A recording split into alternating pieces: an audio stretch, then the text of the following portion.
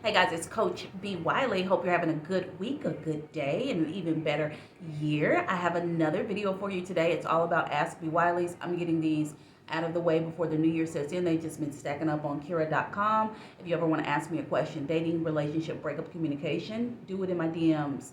Inbox me, put it in the comments, or you can head on over to QURA.com. And the first question that comes up is, how long do you need to get over a long relationship? You need to take as much time as you need. That's how long you need. You know, you need more time when you're triggered. Anytime you're with someone and you break up for whatever reasons, and if a movie, a phrase, a smell, or just a random thought reminds you of this person, not only that, it's not the reminder, it's the trigger. If you get triggered, and anytime anybody's triggered, it ain't good. It's always not so good, aka negative.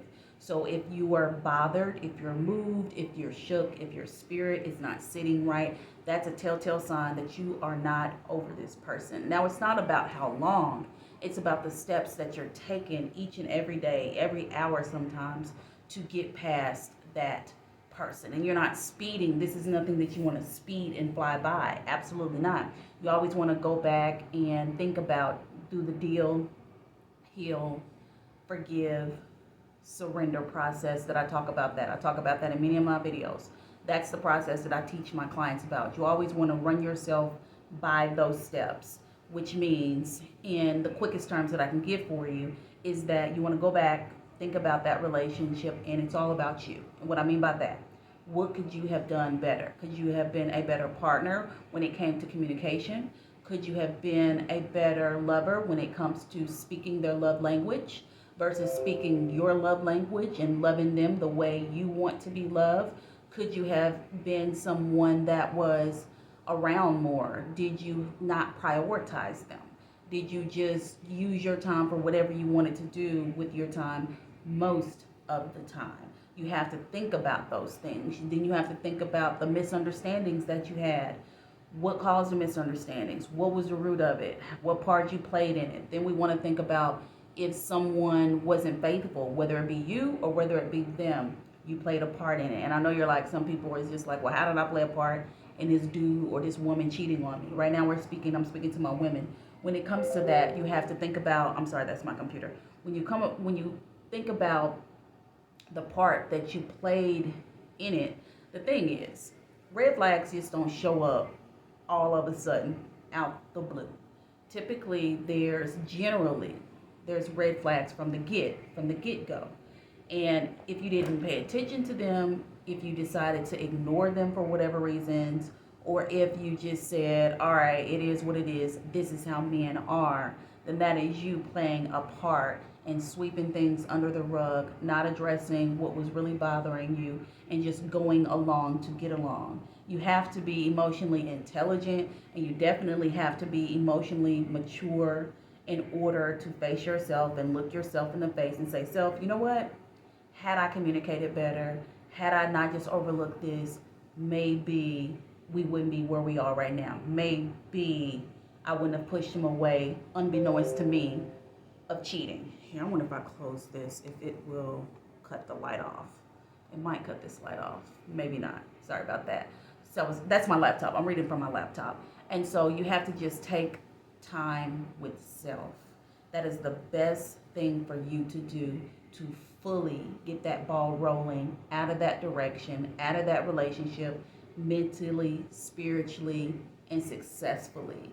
And I also believe that depending on how long you were with someone, let's say you were together with them for 4 years and you broke up. It's a clean break. Y'all not talking to each other. You're both done with each other. It's going to take a minimum of 4 months to get over this person. A minimum. I think for however many years it is, that's how many months it's going to take. Now, is it going to vary? Of course, that varies. However, if you were together with someone for 5 years, it could take you up to a year, 5 months up to a year to get over that person and actually look back on them and be like, you know what, I'm good. You'll know you're over that person when you hear their name. You may run into them in the gym, in the store. You might see them on TV. Your best friend might bring them up saying they ran into them with their new boo. your mother, anyone, because you just never know how an ex can come back into the picture in any sort of way. And you'll then know that you feel nothing but peace, like you literally feel nothing other than peace, and you wish them well. That's how you'll know that not only you're over that person, but you're really good to go and put yourself back out there in the dating field. So don't put a timestamp on it. Sometimes it takes longer than usual, and that is okay. What's not okay is not taking the time out. Longevity is everything. So the longer it takes you to get over it, as long as you're working on yourself to better yourself and improve yourself versus dwelling and sulking and being depressed and angry and crying and rehashing and pointing the finger at them and deflecting. Look at that long list. When you're doing that, it's going to take you for the rest of your life to get over them because you're not going about it the right way. However, if you do the simple steps, they're not simple, I shouldn't say that. If you do the challenging but doable steps of getting over someone and taking the time out, you'll definitely be successful in getting past that breakup. So that was the first question. All right, guys. So that was 6 minutes. All right, let's see. Let's move on to the next question. What are y'all doing for Christmas? Christmas is coming. I'm looking out my window. My window's right here to the left. And it probably, hopefully, my neck is matching my face. Because I have my ring light on here, but then it ain't no sunlight. It's snowing. It's literally snowing. It's a blizzard outside, out of my window right now. Let's see if I can find, what is this? This is random. Listen to this. Can a 15-year-old girl love a 70-year-old man? Guys, stop this. Stop it. All right, here's one. Why is dating and finding a long-term relationship so hard nowadays? You know what I don't like?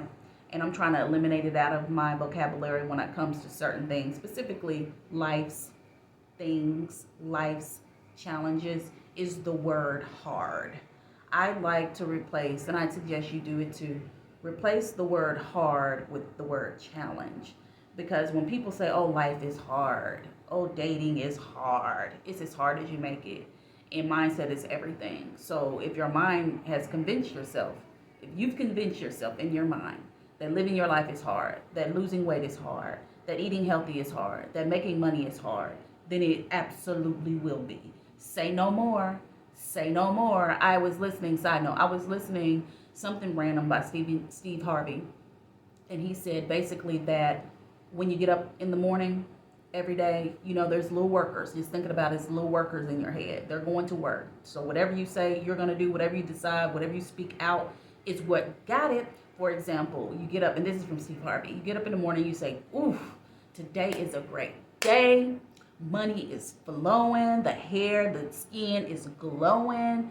I'm really going to make things happen today, and something good is going to happen today. The workers up there in your mind, in your little mindset, the workers are like, got it.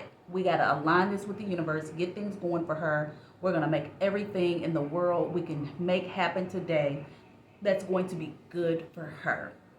And it goes opposite too. When you wake up on the wrong side of the bed, you got a whole attitude, your mind ain't right, you're late for work, you're in traffic due to an accident, then you're on your last leg at work, and then they write you up, just all this stuff starts falling apart. I truly believe it can go both ways. And I truly believe that whatever you put in your mind, you can have in your hand. Period, point blank. Now, is it going to arrive is it going to arrive like within the next second? Sometimes. And sometimes not. So with this question, how long, no, that's another question. Why is dating and finding a long-term relationship so hard nowadays? Well, there are challenges. And what are the challenges? The challenges are that everybody don't want to be in a relationship anymore. Not just men, we talking about women too. And even if the women want to be in a relationship, if the dude that they like say he don't want to be in a relationship, she gonna change her answer and say she don't want to be in a relationship either when she really wants to be in a relationship. And so that's just toxic in itself, in my opinion. I've always said to women lately, not all the time, I take that back, not always. I've recently started saying to women, if on a date or the first date, you always ask the guy, so you're dating, right? You're single, correct? Okay, so you're dating, what's your goal? What's your end goal with dating? And then he'll say, because the goal is to find out what his intentions are with dating. Is he dating for fun? Is he dating out of boredom? Does he like the serial date? Is he dating with the intent to find a wife? We need to know these things when we as women are on first dates. So when you're going in on that date and you know that he's just saying, oh, I'm just going to go with the flow. If you know good and well you're dating with the intent to get a man, then you have no reason to go on a second date with him. Why sign up to waste your own time? That's the thing. When you're dating, number one, it should be fun. It shouldn't be something that's bogging and beating you down and making you feel sad and can't sleep at night. Absolutely not. You should go into that date at a fun place that you want to go to. Maybe it's some place you've always been to and you just love it. Maybe it's a new place you've always wanted to try. Or maybe it's just some place you don't have no idea, it's a surprise, and you just want to enjoy the experience. That's all you need to do. Show up looking cute, looking your best. Enjoy the experience. And when you're on the experience, which is the date, your goal is to ask the questions that you need to ask. Specifically, are you single? And then the other question is the one I just told you. Why are you dating? What's your goal with dating? Boom, got that. And then, of course, you want to find out if they got kids or not. If he has kids or not, sure. If he's working, yes. If he has his own place, of course, car. You want to knock these things down because we want to know that he's an adult and that he can stand on his own 2 feet without anyone's help. Primarily without anyone's help. And then you go on from there. Now, what happens is dating becomes challenging when people get to lying. They be having ulterior motives. They be coming and showing up as one person, but then they change themselves into another person after they hear what you like. They'll love bomb. They'll gaslight. It's the game in the gameplay and the trickery that makes dating so hard.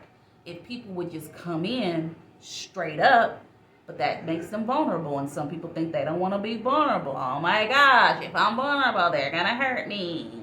Or you'll go in telling the dude saying, oh my gosh, my last boyfriend, he did this and he hurt me. Please don't hurt me. And it's like, girl, stop. It's crazy what we do as women. How do I know? Because I've done a lot of this stupid stuff. That's why I'm telling you, don't do it. You're only going to sign up to waste your own time. And the best thing you can do is have fun. Practice makes perfect. And what does that mean? When you're dating, date as much as you can, as many people as you can. Oh, yes. Those are the rules I live by. Hello, and I will tell every client to do just that. Did I say he was banging these dudes? Absolutely not. That would be ridiculous. I'm saying you have a good time.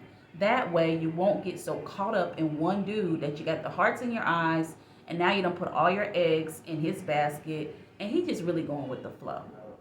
So remember this, in a nutshell, dating is as hard as you make it.